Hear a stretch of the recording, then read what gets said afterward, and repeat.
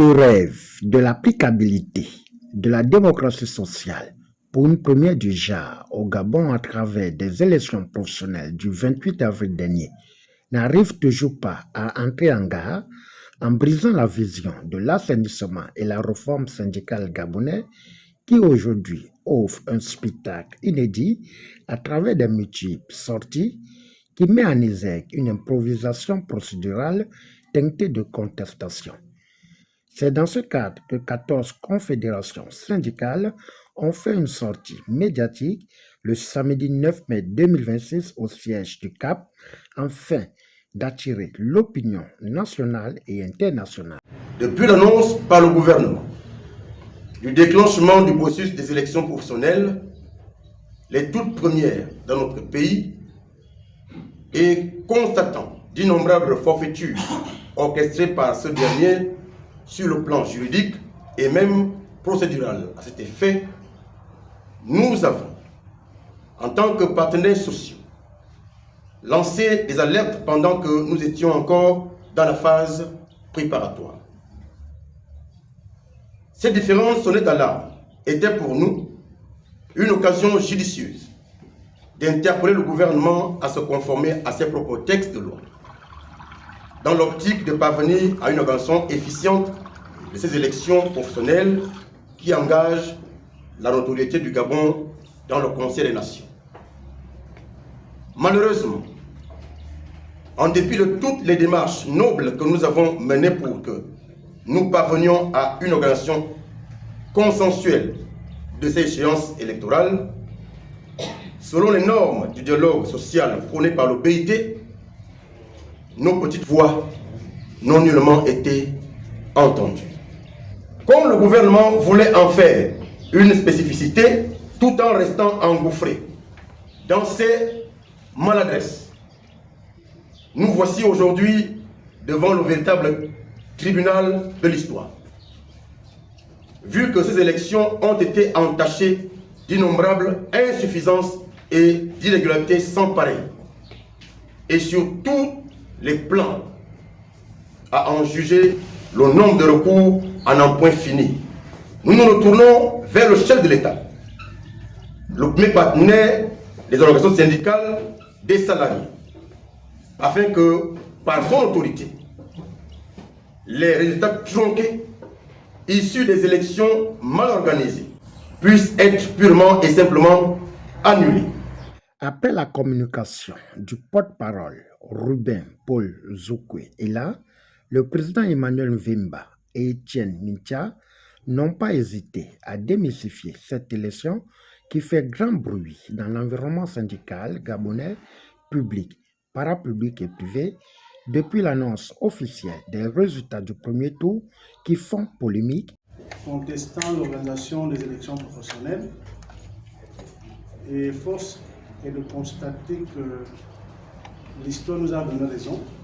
Nous avons dénoncé un certain nombre d'irrégularités, de dysfonctionnements, de faiblesses qui ne cadraient pas avec le moment. Le gouvernement, comme à son habitude, s'est montré orgueilleux d'organiser cette élection malgré nos appels. Nous voici aujourd'hui au moment du bilan. J'ai envie de dire de l'évaluation partielle, pas du bilan. Parce que le bilan, on le fera après le deuxième tour. Est-ce que le gouvernement a encore besoin de tricher? Il gagne quoi? Est-ce que cette élection va payer la dette intérieure? Nous avons des problèmes de rappel, nous avons des problèmes d'intégration, nos enfants chôment, les services rendus. Le gouvernement ne règle aucun problème.